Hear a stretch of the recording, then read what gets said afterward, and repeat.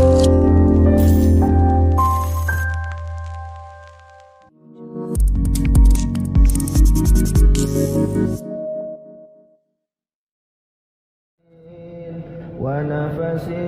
بعدد كل معلوم لك اللهم صل صلاة. والسلام على أشرف الأنبياء والمرسلين سيدنا محمد وعلى آله وصحبه أجمعين. قال رب اشرح لي صدري ويسر لي أمري واحلل عقدة من لساني يفقهوا قولي. سبحانك لا علم لنا إلا ما علمتنا إنك أنت العليم الحكيم ولا حول ولا قوة إلا بالله العلي العظيم. نويت تعلم والتعليم وتذكر والتذكير والنفع والانتفاع والإفادة والاستفادة والحث على التمسك بكتاب الله وسنة رسوله والدعاء إلى الهدى والدلالة على الخير ابتغاء وجه الله وقربه وثوابه سبحانه وتعالى. اللهم إني أسألك علما لدني ومشرب صافي هاني يا وهاب يا غني. قال المؤلف رحمه الله تعالى ونفعنا به وبعلومه في الدارين آمين. ربي يسر ولا تعسر وتمم بالخير ولا حول ولا قوة إلا بالله العلي العظيم. إلهي أنت مقصودي ورضاك مطلوبي أعطني محبتك ومعرفتك. أما بعد السلام عليكم ورحمة الله وبركاته.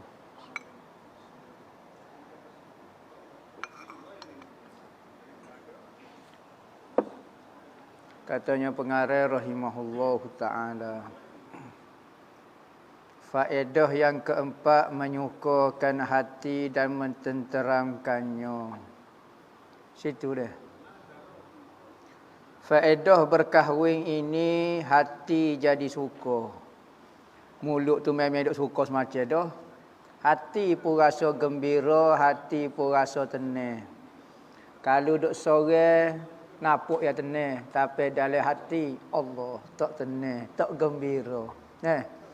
Jomblo happy, jolo kau jomblo ni happy Jadi perkahwinan ini menyebabkan hati kita jadi suka, jadi tentera. Tu faedah berkahwin. Perkahwinan itu menjadi sebab bagi menyukakan hati dan menyejukkan nyo hati. Dengan sebab pergaulan dan percampuran dengan isteri, dengan sebab kita bergaul, bercampur dengan isteri, maka hati jadi suka. Tak ada orang bergaul dengan isteri, bercampur dengan isteri, boleh tidur dengan perempuan, sedih. Sedih tidur dengan perempuan. Nikah sedih, tak ada. Sekali pun nampak yang sedih tetapi sebenarnya suka. Iaitu bersekedudukan dengannya, melihatnya dan bermain-main dengannya, dengan perempuan. Tak suruh royak lah kata kita jatuh sama jatuh ni main suka, main apa dia tak suka lah mana. Tapi kalau dengan perempuan, jadi tentu dah suka bersengih jawab apa dia. Maka faedah lagu tu berdosa tidak berdosa kerana benda halal. Kita sebut dah nafsu yang kita suka ini, nafsu kepada perempuan, nafsu kepada harta, kau gapo dia, kau asal saja menurut syariat, menurut apa yang Tuhan suruh, tak dosa, tak sudut bimbang, tak sudut bimbang. Patu lambat kodok kita dengan Tuhan, tak lambat kita dengan Tuhan. Nabi-nabi berkahwin, wali-wali berkahwin, menunjukkan perkahwinan, yakni melepaskan nafsu syahwat keinginan dalam bab ni kepada benda yang halal menurut Nabi, menurut syariat, maka benda itu tidak jadi masalah, bahkan menjadi ibadah. Tapi kalau tak kena dengan cara dia, maka benda itu jadi maksiat. Sebagaimana tangan, kalau kita guna buat maksiat, dosa, kita buat tolong orang boleh pahala.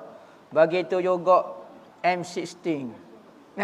M16 kita tu, Kalau nembok koksi-koksi, wak tembok orang kau gapo dia tak boleh. Tapi kalau tembok orang rumah kita tak apa hukum dia. Boleh pahala jawapan dia. Bahkan Nabi pernah beri satu hadis. Nabi kata, setubuh dengan perempuan isteri pun dapat pahala. Sahabat terkejutlah. Kerana benda itu nafsu semata-mata. Ketika bermain, ketika bersama dengan isteri, lupa dah Allah Ta'ala. Tetapi Nabi Muhammad kata boleh pahala. Ya, boleh pahala. Nabi Muhammad kiyah lagu mana? Nabi Muhammad kata sebagaimana anggota lain kalau buat ibadat boleh pahala, buat maksiat boleh dosa, maka anggota hak tu pun kalau buat taat, yakni buat pada jalan dia yang benar, maka boleh pahala. Begitu juga kalau tak kena pun boleh dosa. Barulah sahabat nampak, ya, rupanya semua anggota kita boleh buat ibadat ke Tuhan. Saya ingat saya boleh buat tangan, ya boleh buat ibadat, muka boleh buat ibadat. Oh, ingat anggota tu tak boleh buat ibadat, boleh buat ibadat. Maka cara nak buat ibadat dengan cara berkahwin, tak berkahwin tak usah nak buat ibadat. Nak buat ke mana? Nak tolong orang? Buat ke mana? Nak tolong pakai kau tu? Tolong ke apa dia tolong orang? Buat cara bidah. Kau buat ke apa dia? Buat cokeh gelegar? Tak boleh. Tak boleh. Tak membantu langsung benda-benda lagu tu. Maka digunakan khas untuk berkahwin. Yang demikian itu menyukakan hati dan menjinakkannya yang menolong kepada berbuat ibadat kepada Allah Ta'ala. Apabila nafsu kita, keinginan nafsu kita dilepaskan kepada benda halal, maka kita tak mikirlah benda lagu tu. Maka benda-benda kita nak belajar, kau nak buat ibadat, tak rasa terganggu. Ni nak baca kitab pun duduk koya, buka muka surat pertama nampak semek tu. Buka hak ni nampak semek ni. Nama sudahlah tak boleh nak baca kitab, tak nampak dah ibarat kitab. Ni dah hilang dah semek tu, sudah dah kita dengan dia. Okey, boleh baca kitab, nampaklah tulisan. Oh, dulu tak nampak. Apa? Duk mikir kok muka lain. Tak usah buat tasawuf lah. Nabi-nabi berkahwin, wali-wali pun berkahwin. Ia kata kerana tabiat manusia itu malas daripada berbuat ibadat. Standard manusia, memang standard hati manusia, malas berbuat ibadat. Kecuali manusia itu sudah hati dia sudah bersih dah. Hati dia begitu kuat dengan Tuhan sehingga dia merasa ibadat lebih sedap berbanding duduk saja. Tu siapa peringkat. Standard manusia lagu tu. Maka Tuhan marah, Tuhan tak marah lagu tu. Tetapi buat dengan kena cara dia, Tuhan tak marah. Kerana ibadat itu menyalahi segala tuntutan hawa nafsu dia. Bangun malam tahajud, berdoa, sembahyang, baca Quran, semua itu melanggar, menyalahi hawa nafsu kita. Hawa nafsu kita malam nak tidur, duduk saja, tiba-tiba kena bangun, kena pergi masjid, sembahyang zuhur, sembahyang asar, sembahyang maghrib, sembahyang isyak, sembahyang subuh. Pitih kita cari letih-letih, kena pergi ke orang, pergi zakat. Lepas tu, kalau ada pitih, kena pergi ke Mekah. Benda tu melawan dengan hawa nafsu ambo. Maka berbuat ibadat yang berterusan tanpa diberikan kesukaan, nescaya ia enggan daripada berbuat ibadat. Kalau dia buat ibadat semacam, maka kita tak rehat kepada nafsu kita, hawa nafsu kita. Nak kalau kita kalau ngaji tak coti, tekan.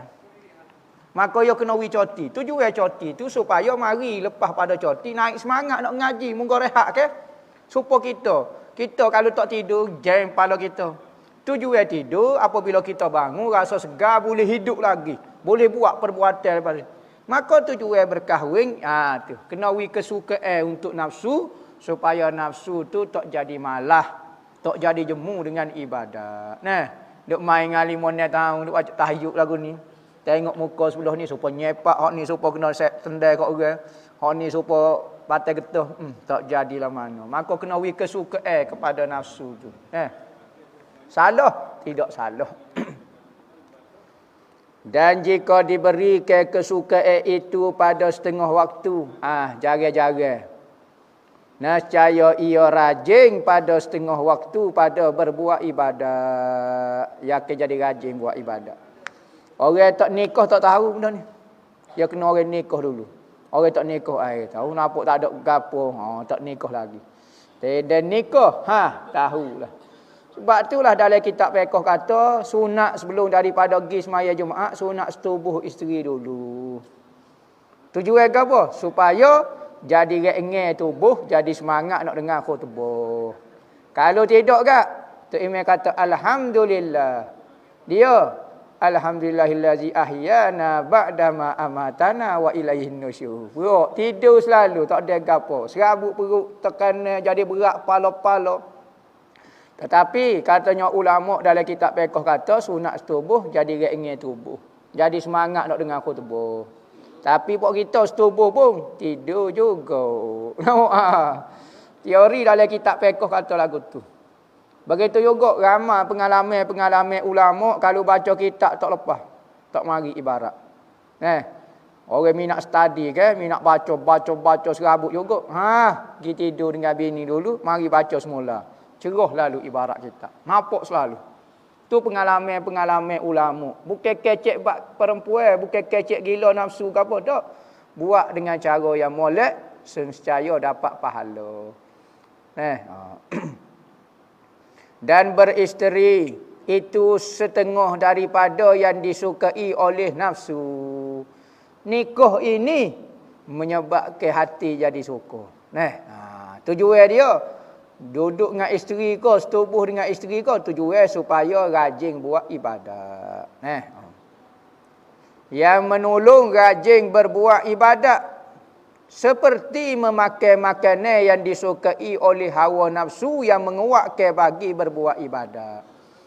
Kita deh kalau duk minum air sejuk, kena air sedap-sedap sekali dua. Jadi naik semangat. Ya lagu itulah. Maka perkahwinan itu sekalipun benda tu hawa nafsu tetapi ia menjadi pemangking, penguat kepada nak buat taat Tuhan lagi. Berarti Islam tidak melarang manusia daripada nak melepaskan nafsu kepada perempuan. Nabi tak larang. Tetapi dengan cara betul lah. Dengan cara molek. Tak serupa dengan orang kafir. Orang kafir ni nikah seorang saja. Tak boleh nikah ramai, tak boleh. Lepas tu, orang lain tak puas lagi, zina, tak apa. Bergewel, tak apa. Kita orang Islam, berkahwin, pak boleh. Sebab apa? Tahu dah. Ada orang ni nafsu dia enjin ke apa dah? Four wheel drive apa dia orang ni? Enjin dia gerak tayar depan belakang, maka kalau buh tayar sebutir sudah lalu, payah lalu. Jadi keikut lalu. Dia kena naik tayar pak. Ada orang naik motor tayar dua pun tak apa dah. Ada orang naik kereta tolak pun tak apa dah. Tetapi dia tak boleh kena naik, tak boleh. Maka benda itu harus tak jadi masalah gapo. Sebab tu agama lain tu karut. Tak kena dengan semula jadi fitrah manusia. Agama Islam lah yang paling betul dengan fitrah kerana agama Islam ni adalah agama yang benar daripada pencipta kepada manusia. Maka dia tahu manusia tu nak gapo. Dia tak pernah larang tapi dengan saluran yang benar. Nak nikah, nak kepada perempuan, nak kepada suka dengan perempuan boleh tapi dengan cara benar. Duk main gewel saja pegang tangan tu tak benar lagi. Demo tak jujur dengan perempuan tu. Kalau demo betul sayang ke dia, demo nak bertanggungjawab. Mesti berkahwin dengan dia. Islam tak marah demo nak kepada perempuan dan benda itu bukan aib. Seorang lelaki nak kepada perempuan bukan aib, memang tradisi dia dah. Seorang perempuan nak kepada lelaki, jangan dak ayat kata gelata teh. Gelenya teh. Dok memang standard dah orang lelaki nak kepada perempuan, perempuan nak kepada lelaki. Jarang lelaki nak kepada lelaki, perempuan nak kepada perempuan. Tu ada masalah sungguh. Tapi kalau lelaki nak kepada perempuan tidak aib. Kerana nafsu manusia ni berkembang berdasarkan tubuh dia. Dulu kita kecil tak apa, sama-sama saing. Main apa dah? Main getah tu. Main tali getah tu. Blue, black, tokan, konsep, CBI, BO. Main kau tu. Tak apa tino jatuh, selok sising. Main wah jaya, wah gapo lipat, selok sising. Tak ada masalah gawi, tak ada perasaan gapo. Tetapi apabila sampai usia tertentu, kita mula melihat perempuan dengan cara lain dah. Kita tengok pun tak serupa zaman dulu dah. Kalau kecil-kecil tak apa yang gurau sama dia. Gurau main pasir, curah atas pala lah. Gapo dia main anak rumah, main nikah-nikah. Tak apa. Tapi kalau besar, cutera main nikah-nikah.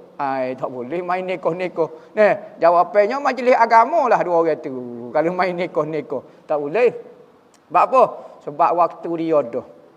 Maka apabila siapa nafsu perikat lagu tu, Islam suruh beri hak halal selalu. Sebab itulah hawa nafsu ni menguatkan ibadat lagi. Dia boleh, alhamdulillah. Lega dah lah dia. Tak silap. Ya kena sekali ya. Kau kena 10 kali baru teh. Dok sekali tu pakai sedawa dah lah. Pakai boleh buat ibadat lain lah, tak mikir dah lah. Beres dah lah. Dan kata Sayyidina Ali radhiyallahu anhu, rawihu quluba fa innaha iza ukrihat amiyat. Maksudnya suka ke hati itu, gembira ke hati itu, rehat-rehat ke, tenang-tenang ke hati itu, dengan mengerjakan pekerjaan yang diharuskan bagimu seperti dengan makan, minum, jimuk yang halal. Tak apa lagu tu. Tujuan ke apa? Kerana sesungguhnya hati itu apabila ditekan dia, apabila kita paksa dia buat benda hak menyalahi keinginan dia, dengan berbuat ibadat yang tiada disukainya itu secara berterusan, nescaya ia buta. Polah gapo-gapo dia pun, paksa gak payah selalu. Yakni ia enggan dan malah daripada buat ibadat. Kena wi kesukaan. Nabi menikah ramai, sahabat nikah ramai. Dulu boleh kata zaman Rasulullah lah paling ramainya, tak boleh lawan Rasulullah. Sahabat-sahabat 2, 3, 4. Ada belah-belah nikah, ada nikah cerah. Maka tradisi poligami, berkahwin ramai itu tradisi sunnah. Jangan pandai hina kepada benda lagu ni. Sekalipun hati kita berat, tapi jangan rasa hina dengan hukum hakal Tuhan. Ada orang lah ni buat persatuan monogami, bukan poligami, monogami. Yakni satu suami, satu isteri. Nak lawan syariat Tuhan pula. Tu boleh hukum jadi kafir. Benda Nabi Muhammad. Kerana apa? Kerana kalau kita kata seorang suami, seorang isteri itu baru ada, berarti Nabi Muhammad ni zalim ke? Dia seorang nikah 9. Sahabat-sahabat nikah 4 apa semua. Sahabat bapak zalim ke apa? Berarti zalim ini buat benda tak ikut syariat. Tapi kalau ikut hawa nafsu tapi berlandaskan syariat, hak tu tidak zalim. Masalah menakut pahit popok kita suku pasar. Nakut pahit nak menikah. Akak tangan nak nikah 2 ketah. Ketah. Lepas tu kawan tu kata, okey niatlah tak apa. Niat pun tak sih. Takut. Tahu padahal dalam hati tu orang tak tahu. Niat pun tak berani nikah 2 ni. Padahal tak ada orang tahu pun dia. Niat nak nikah 2. Tak sih juga niat. Niat pun tak azal pun tak sih. Akak tangan tu menakut pahit dah. Nak azal pun menakut juga. Oh berat. Dan tersebut di dalam khabar hadis maksudnya, semestinya bagi orang yang berakal itu ada baginya 3 waktu. Orang kita kena bagi masa ni kepada 3 masa. 3 waktu. Biasa orang bijak dia akan bagi masa dia kepada 3 masa. Satu waktu ia bermunajat dengan Tuhannya. Hak ni kita dengan Tuhan tak usah masuk campur orang lain. Sebab tu ulama kata sunat kita buat musalla. Dalam rumah kita sunat buat kawasan. Bahkan kita niat masjid molek lagi. Dalam hadis riwayat Sayyidina Aisyah kata, binalah masjid di dalam rumah kamu. Dan wangikan ia. Pasal buku, pasal minyak atas itu. Tujuan apa? Pertama, isteri kita boleh niat iktikaf. Dalam bilik kalau kita buat ruang sikit dalam rumah kita. Kita boleh semaya Jumaat, kita boleh munajat dengan Tuhan situ. Nabi Muhammad dalam rumah dia lah. Hok tengok dalam peta tu ada ruang solat dia. Bilik lain. Ada Nabi Muhammad semaya dalam bilik? Ya. Ada Nabi Muhammad rumah dengan Sayyidina Khadijah, ada tempat khas. Ruang sikit untuk dia sembahyang munajat dengan Tuhan. Hak ni orang lain tak boleh masuklah, kita dengan Tuhan saja. Kita tak ada. Tak ada tempat khas kita dengan Tuhan. Tempat dengan isteri ada. Tempat dengan anak-anak ada. Siap ruang keluarga dipanggil. TV besar menyepak. Duduk dengan keluarga, suka-suka dengan keluarga. Hati kita tengok bini kita. Kita tengok anak-anak kita. Sehat kau tidak, sakit kau tanya khabar. Kita dengan Tuhan tak ada ruang. Jambe besar super hotel. Jambe banyak pula. Kita dengan jambe banyak. Nah, jadi biar ada ruang. Dalam rumah kita buat satu kawasan. Nah, sunnah tu sunnah Nabi suruh dalam hadis riwayat Sayyidina Aisyah tak silap hamba. Munajat dengan Tuhan iaitu ia beribadat kepada Tuhannya serta menghadirkan hati kepadanya. Ni masa kena ada masa. Biarlah masa waktu malam lah biasanya. Sebab orang lain tidur belakang. Tapi manusia orang tak tidur ni banyak hajat lah. Kita payuh lah. Maka waktu dengan Tuhan biasanya malam. Dan satu waktu ia menghisapkan dirinya. Dan meniliknya dan memikirkan halnya. Adakah ia berbuat ibadat atau buat maksiat. Fikir. Biasa Sayyidina Umar buat sebelum daripada tidur tiap-tiap hari. Sebelum pada dia tidur, dia cek hari ni saya ada nipu orang ke tak? Saya ada tinggal semaya ke tak? Saya ada buat maksiat dulu ke tak? Tengok. Maksiat ada ke tak saya buat? Tak ada kecek dengan orang, oh yang mari riuk sikit. Riuk. Tanda. Maka dia rotai diri dia menurut kesalahan dia. Kita rotai diri selalu ya. Sebelum daripada malaikat rotai, baik kita rotai. Hasibu anfusakum qabla an tuhasib. Hendaklah kamu kira amalan-amalan kamu dengan Allah Ta'ala sebelum lagi dikira amalanmu di hadapan Tuhan. Kerana apabila dikira di hadapan Tuhan, tak boleh nak baiki dah. Jika ia telah berbuat ibadat, maka ia hendaklah bersyukur kepada Tuhan atas anugerah dengan berbuat ibadat. Terima kasih Tuhan kerana izin ke tubuh hamba buat taat Tuhan. Bukan apabila hari ni, hamba tak buat maksiat. Kira-kira tak ada tu. Rasa bangga, rasa hebat, tu jadi ujub pula. Tujuan hisap ini, tujuan nak merasa ke nikmat Tuhan ke atas diri kita. Kita tak buat maksiat ni nikmat. Maka kita bersyukur kepada Tuhan. Dan jika ia telah berbuat maksiat, maka hendaklah bertobat kepada Tuhan dengan segala maksiat itu. Minta maaf dengan Tuhan. Astaghfirullahalazim. Boleh 100 kali. Bawa sebeh. Astaghfirullahalazim. Astaghfirullahalazim. Ikutlah sebut kepada dia. Yang penting, rasa menyesal dalam hati kerana tak dengar kata Tuhan. Biarlah kita buat tiap-tiap hari dosa pun. Tetapi biar ada rasa menyesal. Kita tak dengar kata Tuhan. Dan demikian lagi jika ditiliki pada nikmat dan kesenangan yang ada pada diri dia. Gapo dia tu hari ni nikmat? Boleh makan, sehat, nikmat ada ilmu, nikmat tak gila. Macam-macam lah nikmat macam-macam nak kira daripada pagi sampai ke malam ni. Maka ia hendaklah bersyukur. Terima kasih Tuhan kerana beri nikmat tu. Kalau mu tak beri pun, tak zalim mu ya Allah ya Tuhanku. Tak jahat mu ya Allah ya Tuhanku kalau mu tak beri nikmat. Tapi aku ni mu beri nikmat, terima kasih. Yang mengurniakan nikmat kepadanya, terima kasih. Dan jika ditiliki pada dirinya itu terkena bala dengan kesusahan dan kesakitan, maka ia hendaklah bersabar serta redha pada Allah Ta'ala tentang segala perintahnya. Kalau kita hari ni kena ujian, ilai piti, ilai kereta, ilai rumah, ilai belakang. Sakit, aksiden, macam-macam.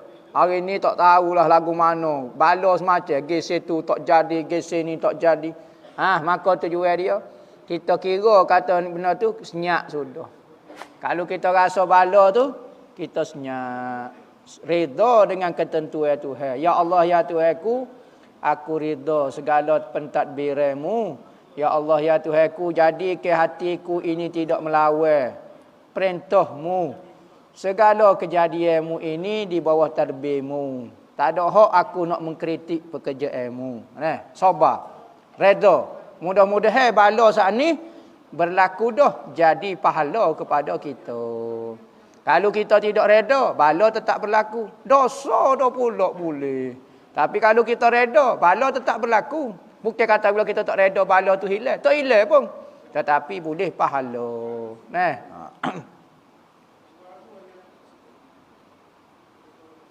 Kerana sekalian itu daripada Allah Ta'ala berlaku. Apabila benda tu daripada Allah, maka kena senyap. Kalau benda tu bala daripada Allah, ya kena senyap. Kalau nikmat daripada Allah, kena terima kasih, bersyukur.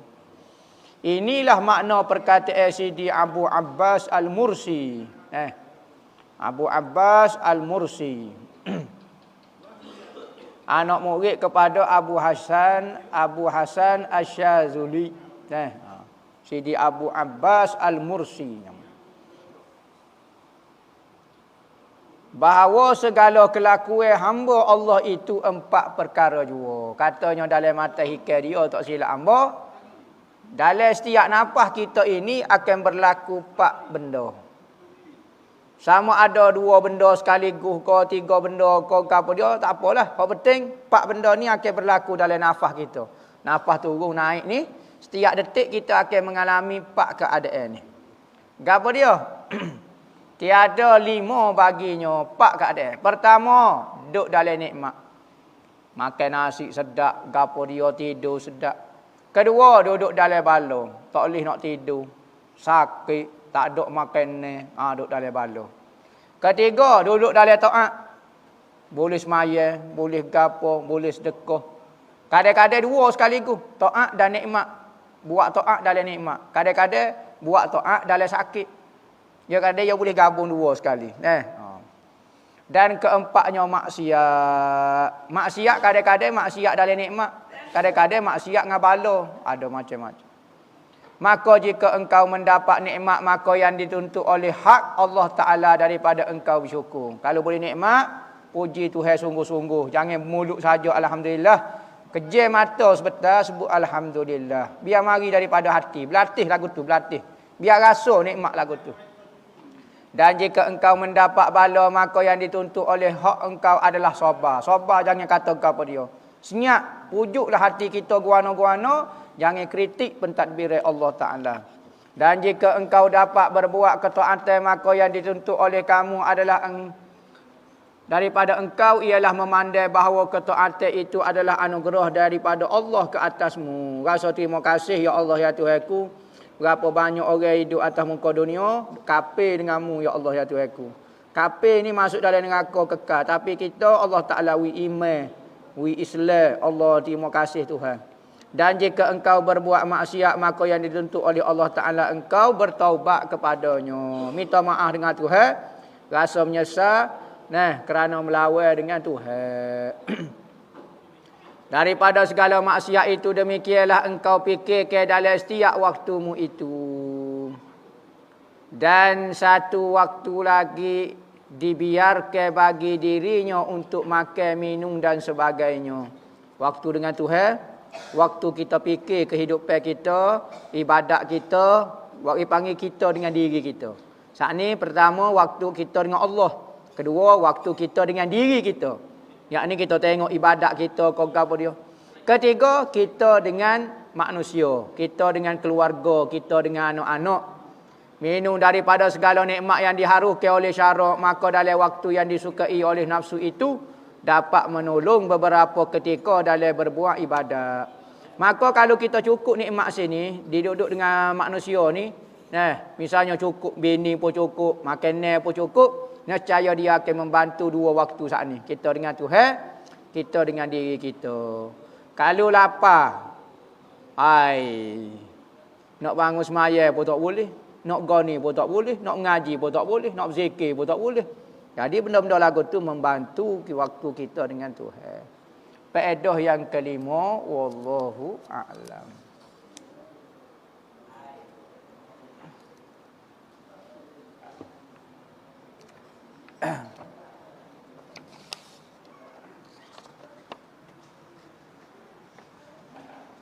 Ustaz kata babak yang sepanjang, kata maksiat yang menyebabkan kembali kepada Allah lebih baik daripada ibadat tapi lupa Allah. Apa maksud Ustaz? Hurai gak sikit, terima kasih. Maksiat yang menyebabkan kembali kepada Allah tu bukan maksiat dah tu. Mana kalau ibadat yang menyebabkan lupa Tuhan tu bukan ibadat tu. Jangan tertipu dengan rupa dan surah. Maka hak surah yang sebenar yang hadir daripada hati. Kalau maksiat tetapi menyebabkan kita kembali kepada Allah, menyebabkan kita bertobat kepada Allah, maksiat tu tak jadi maksiat dah. Maka jadi ibadat dah. Mana kalau tengah buat ibadat tetapi lupa Tuhan, nampak ibadat tetapi dia bukan ibadat. Semakin belajar, semakin lupa Allah, semakin rasa sombong, semakin gapo, maka itu bukan ibadat dah. Sekalipun dinilai zahir itu ibadat. Maka yang dimaksudkan dengan dia maksiat itu hak benda hak kena dengan Tuhan. Hak ada Tuhan di dalamnya, maka tu dipanggil ibadat. Ada Tuhan di dalam dia. Kalau hak benda hak tak ada Tuhan, tak ada ingatan Tuhan, maka benda itu bukan ibadat pun. Sekalipun surah tu nampak. Bukan kita kata maksiat lebih baik daripada ibadat. Ya bukan royak lagu tu. Maksiat yang bersifat dengan sifat ibadat dipanggil ibadat. Ibadat yang bersifat dengan maksiat itu dipanggil maksiat. Ya tengok di sifat dia tu. Bukan di benda tu sendiri. Maksiat yang menyebab kembali kepada Allah. Kembali pada Allah. Oh tu bukan maksiat tu. Taat tapi menyebabkan lupa Allah. Taat lupa Tuhan tu bukan taat lagu tu. Tu maksud dia. Tapi nampak ayat ni nampak macam kata maksiat lebih baik. Dok. Dia nak ayat maksud taat dan maksiat tu lagu tu sebenarnya. Dia panggil maksiat itu yang yuwarrisu wangkisara tawadu'an wangkisara, menyebabkan tawaduk dan pecuh hati kerana Allah lebih baik daripada ibadat yang yuwarrisu, yang mewarisi gawarah wastikbaru. Sombong dan takabur. Gitu maksud dia lah. Banyak syarah dia. Tu salah satu maksud dia. Mau ijazah ke sekali lagi wirid hizib seperti wirdul latih, ratibul antah, ratibul haddad, wirid Imam Nawawi, wirid sakrong, hizbul bahar, hizbun nasa dan lain-lain yang ada dalam khulasah jazakumullah khairan katsira. Ambo ijazah ke amalan di dalam khulasatul madad sebagaimana ambo terima daripada Sidi Al-Habib Omar bin Muhammad bin Salim bin Hafiz. Saya nak tanya, boleh ke tak kita tidur sambil peluk Al-Quran? Okey, Al-Quran kita tidur, lepas tu kita letak dada, kita peluk. Benda tu nampak hina ke benda tak hina? Oh tak hina, okey boleh, hukum dia harus. Tak ada masalah apa. Ustaz, lagu mana tok tua jenis tak percaya dengan rezeki Tuhan, yakni rezeki anak. Siap jadi nyetok marah kok se kok dah sebab tak boleh terima. Padahal dia tinggi ilmu agama. Berana ni? Lagu mana tok tua jenis tak percaya dengan rezeki Tuhan, yakni rezeki anak. Lagu mana tu? Maknanya tok tua dia tak siwi beranak. Lepas tu nikah ke apa dia? Kau lagu mana? Rezeki ni kerja Tuhan. Bapa manusia nak masuk capur kerja Tuhan. Ni yang panggil nak jadi Tuhan ni. Merancang, betul. Bekerja, bagus. Tetapi nak mengontrol rezeki, boleh yakin orang tak tanya. Sebab tu antara soalan bodoh lah kita panggil, yang masyhur di kalangan manusia duk tanya. Dia mau nak nikah ni, dia mau nak pergi makan gapo? Rezeki dia mau lagu mana? Oh, tanya lagu mana, ambo nak jawab lagu mana, kerja Tuhan. Takut kaya-kaya, esok lepas pada jawab nikah jadi sesok tahu. Tak boleh nak jawab soalan lagu tu. Maka soalan bodoh. Sekalipun orang tu nampak macam ngaji agama ko, nampak tak berapa, nak cerdik. Rezeki jangan tanya, hamba tak boleh nak jawab rezeki Tuhan. Tetapi hamba usaha dah, hamba kerja dah, hamba gapo. Tu maksud dia. Jangan tak percaya kepada rezeki. Ni kerja Tuhan. Mu tak agak ke Tuhan? Mu naik kapal terbang. Kita naik kapal terbang. Kita kenal ada driver dia. Tak kenal driver dia. Tapi kita boleh duduk, boleh tidur, boleh apa, percaya kot driver dia. Kita tak kenal pun driver dia. Takut nipu, tak tahu. Bagaimana kita hidup atas muka dunia, Tuhan je driver kehidupan kita, kita tak percaya ke dia. Makhluk kita percaya, Tuhan kita tak percaya. Maka benda lagu ni kena pujuk hati kita. Yang berwasuah lagi. Email demo tak kuat lagi. Latih, pujuk biar yakin rezeki dengan Tuhan. Apakah hukum mengambil buah-buahan di tanah kubur? Contohnya seperti durian. Dikira haram, ustaz boleh kodok. Lepas tu bazir. Tak boleh makan. Boleh. Cekah-cekah kena ikut ahli kubur. Ya tak makan, dah durian, pas lagu mana? Okey. Harta wakaf ni benda tumbuh dalam harta wakaf, kena beri kepada kubur lah. Lagu mana? Ambil boleh, tapi kita bayar. Contohnya berapa? 5 ya sebutir. Kita pun beri 5 ya, bubuh dalam tabung, pembaiki kubur ko. Tabung cara kat kubur ko. Supaya bagai-bagai yang tumbuh dalam kawasan masjid, buah pauh, buah gapo boleh ambil. Tetapi kena bayar kot masjid lah. Lagu tu cara dia. Mohon doa untuk menjemput jodoh. Pertama kena pergi cari. Lainlah kalau kita ni artis. Artis. Pergi jalan tu terkekal mokcik-mokcik kaki. Apa? Kita tak bayar hutang. Bro, berebut orang nak kereta. Orang tena tarik habis. Baju tarik ke apa. Tu tak payah cari lagu tu. Tapi kalau kita tak kenal. Orang siapa kalau kita tu siapa dia ni? Makhluk mana? Tak biasa kenal orang. Tiba-tiba nak suruh orang mari cari kita, tak boleh lah. Pertama kena pergi carilah. Sebagaimana kita kalau nak makan cah kuih tias sedap kita tahu mana. Kita pergi cari pandai pula. Bini hok comel tak pergi cari. Comel hok juru, hok gapo dia tak pergi cari. Pergi cari dulu. Doa tu doa lah. Mintaklah hajat baca hasbunallah wa ni'mal wakil 450 kali. Bangun tengah malam, ambil minyak atas, comor. Niat, ya Allah, ya Tuhanku. Amo baca hasbunallah wa ni'mal wakil 450 kali dengan hajat supaya dekat jodoh hamba. Orang tino tengok kat hamba habis pakak kena kat hamba. Jadi ramai telajak pula, tekak nak tepis dah pula.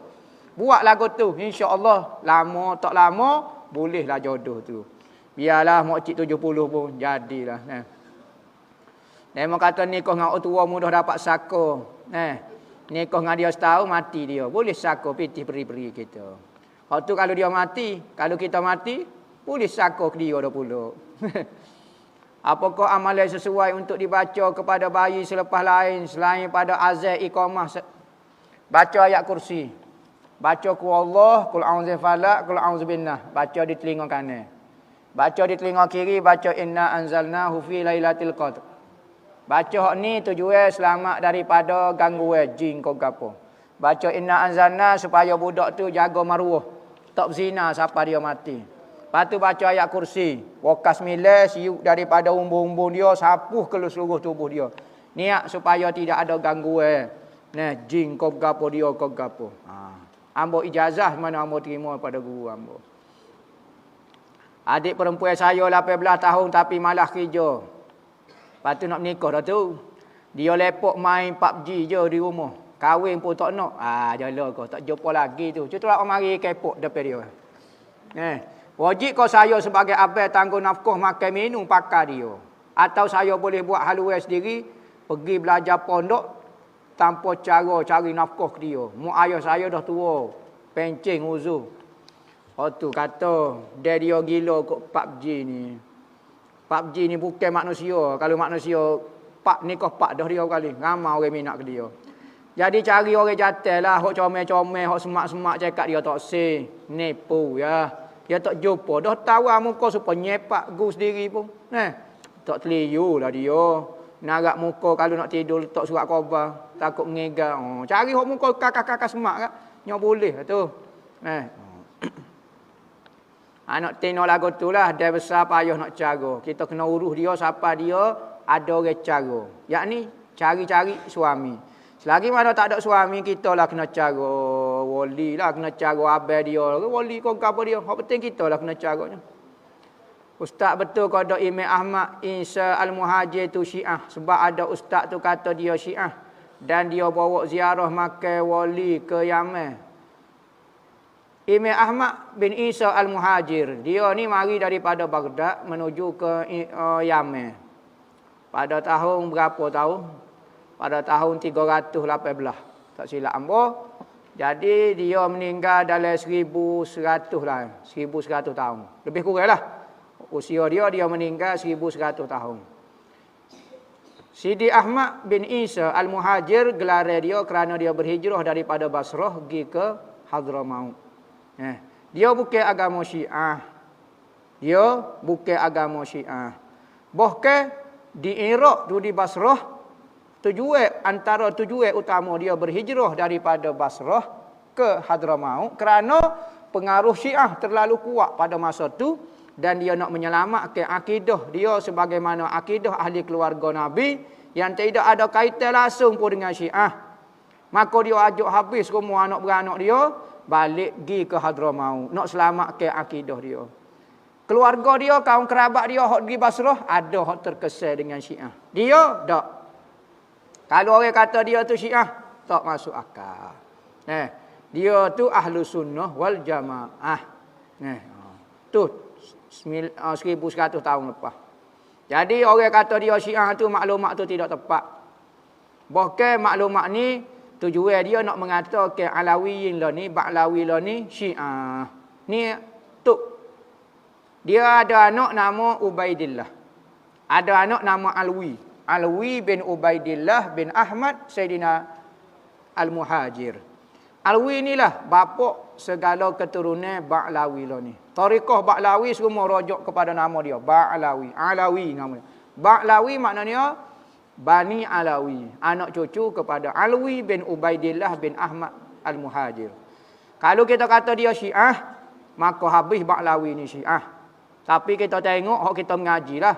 Orang tak mengaji, orang tak pernah menghampiri pokok dia, tak pernah belajar ilmu akidah pokok dia, orang akan kata Syiah. Pergi belajar gak, betul kodok dia Syiah. Jangan duk dengar kat Ustaz Siratul Labi tu gak. Ingat, kalau kita dengar berita buruk daripada seseorang, pergi cek dulu sebelum percaya. Takut-takut membawa kepada fitnah. Tapi kalau benda molek, tak apalah, boleh kira lagi. Kalau benda buruk, pergi cek dulu. Boleh tak duit dividen ASB digunakan untuk membayar hutang, bersedekah atau memberi barang makanan? Syukran Ustaz. Pitih dividen. Pitih riba dia tu lah. Pitih interest dia tu. Maka nak bayar hutang tak boleh lah. Ingat, kita tahu dah ke, pitih bunga ni benda haram. Apa maksud benda haram? Duit tak sah tarah. Apa maksud pitih haram? Pitih yang tidak sah tarah. Apa maksud tidak sah tarah? Tidak milik kita. Bukan milik kita. Pas kita buat bayar hutang apa? Bukan pitih kita. Supaya kita ambil pitih orang, kita pergi curi, apa bayar hutang? Mana boleh tak sah? Sebab apa? Sebab bukan pitih hamba. Bukan milik hamba. Maka nak buat bayar hutang tak sah. Nak buat sedekah pun tak sah. Nak beli makanan pun tak boleh. Jadi haram habis lah. Buat beli hak halal lah. Hak haram tu buat guna untuk masalah orang awal. Buat tandas. Buat jalan raya. Ikutlah buat projek-projek hak tidak nampak untuk kepentingan orang awal. Hak penting jangan tempat-tempat ibadat kau gapo dia. Nak buat korek lokal ke, nak perbaiki gapo dia, nak upah orang, nak ikutlah nak buat gapo dia